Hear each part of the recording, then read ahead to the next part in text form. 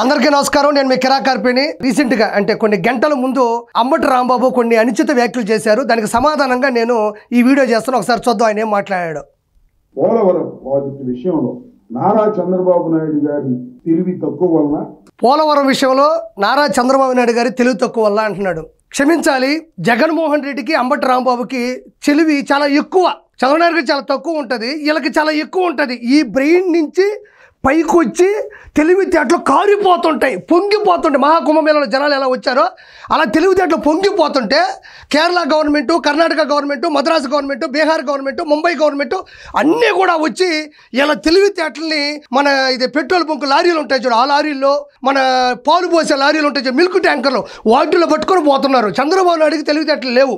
మహానుభావుడు ఇతనికిను జగన్మోహన్ రెడ్డికి తెలివి ఎక్కువగా ఉంది. ఆయన దురాశ వలన ఈ ప్రాజెక్ట్ ఇంత లేట్ అయిందని. దురాశ అంబటి రాంబాబు ఎవరికి ఉంది? పవిత్రమైనటువంటి అంటే విశాఖపట్నంలో పవిత్రమైనటువంటి ఋషికొండని పూర్తిగా కొట్టేసి విలాసవంతమైనటువంటి మంచి ప్రాజెక్టు, మంచి ప్యాలెస్ కట్టుకుంది ఎవరికి దురాశ? ఈ మాత్రం నీకు అర్థం కదా? ఈ దుస్థితికి వచ్చిందని నేను ఇప్పటికీ ఎప్పటికీ దాని మీద స్టాండ్ అయి ఉన్నాను. చర్చకు నేను సిద్ధం. ఇదే అంబటి రాంబాబు ఈ దుస్థితికి చంద్రబాబు నాయుడు గారు కారణం అంటున్నాడు. దాని మీద నేను స్టాండ్ అయి ఉన్నాను, దాని మీద నేను డిబేట్కైనా చర్చకైనా వస్తానంటాడు. చర్చ అంటే మళ్ళీ 10 మందిని తీసుకుని కూర్చోబెట్టి చర్చకు రాడు, 10 ఛానల్స్ వస్తే రాడు, 10 మంది వస్తే రాడు. కేవలం సాక్షి ఛానల్, సాక్షి పేపరు, సాక్షి డిజిటల్ మీడియా ఉంటే ఆడకొచ్చి కూర్చొని అంబటి రాంబాబు చెప్పే సొల్లంతా నీట్గా వింటారు. కాబట్టి చర్చ అంటే అతని దృష్టిలో సాక్షి పేపరు, సాక్షి మైకో ఉండాలా. 10 మైకులు వస్తే 10 మంది వస్తే రాడు. ఇదే పోలవరం గురించి అంబటి రాంబాబు ఇంత మాట్లాడుతున్నాడు. అసలు పోలవరం ప్రాజెక్టు గురించి, పోలవరం నిర్మాణం గురించి ఆయన నీటిపారుదల శాఖ మంత్రిగా పనిచేస్తున్నప్పుడు ఏమన్నాడు ఒకసారి విందాం. ఈ పోలవరం ప్రాజెక్ట్ అనేది వెరీ వెరీ కాంప్లికేటెడ్, అంత తేలిగ్గా అర్థం కాదు. ఏంటి అంత అర్థం కాలేదు గట్టిగా చెప్తున్నారంటే నాకు అర్థం కాలేదు కాబట్టి.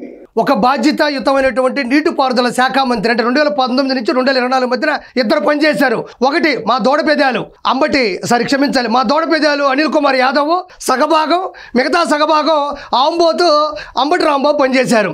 అక్కడ ఒక చర్చలో అడుగుతూ ఉంటే ఏంటి పోలవరం అంటే అది ఎవరికి అర్థం కాదు, ఎందుకంటే నాకు అర్థం కాదు కాబట్టి, నాకు అర్థం కాలేదు కాబట్టి అంటున్నాడు. అంటే పోలవరం అనే ఒక సబ్జెక్టు కూడా అర్థం కాకుండానే ఇతను మినిస్టర్గా పనిచేశాడు. అంటే పోలవరానికి సంబంధించి లెఫ్ట్ కెనాల్ అంటే తెలియదు, రైట్ కెనాల్ అంటే తెలియదు, కాపర్ డ్యామ్ అంటే తెలియదు, స్పిల్వే అంటే తెలియదు, క్యూసెక్కులు అంటే తెలియదు, అవతల ఫోన్లో రికార్డింగ్ చేస్తారని తెలియదు. ఇంకా నీకేం తెలుసు? నీకేం వచ్చు? నీకు ఇవేమీ రాకుండానే నువ్వు ఎట్ట ఇరిగేషన్ మంత్రిగా పనిచేశావు. నువ్వు ఇరిగేషన్ మంత్రి కాదు, ఇరిటేషన్ మంత్రివి. అది అందరూ కూడా పూర్తిగా ఆ రోజులో నమ్మినారు కాబట్టి మనకి 11 పెట్టారు. నీకు ఏమీ తెలియకుండా నువ్వు చర్చలకు ఎలా వస్తావు? పోలవరం గురించి తెలియదని ఇక్కడ చెప్పినావు, అక్కడేమో ఇంకో చోటేమో ఇంకో విషయం కూడా చూడండి. ఇది ఒక్కటే కాదు ఆయనకు అర్థం కాదు, ఇంకోటి కూడా అర్థం కాలేదు. ఒకసారి విన్నాం. P4 అంటే ఆయన ఏమంటారు చూసారా? పబ్లిక్ ప్రైవేట్ పీపుల్ పార్ట్నర్షిప్ అంట.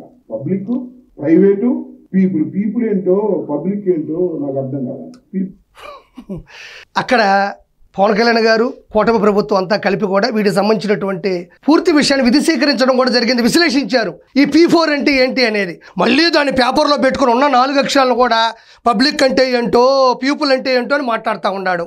ఇతనికి నాకు అర్థం కాని విషయం ఏంటంటే అది తెలియక ఇది తెలియక ఇతను తెలిసింది 2 సంజన, సుకన్య.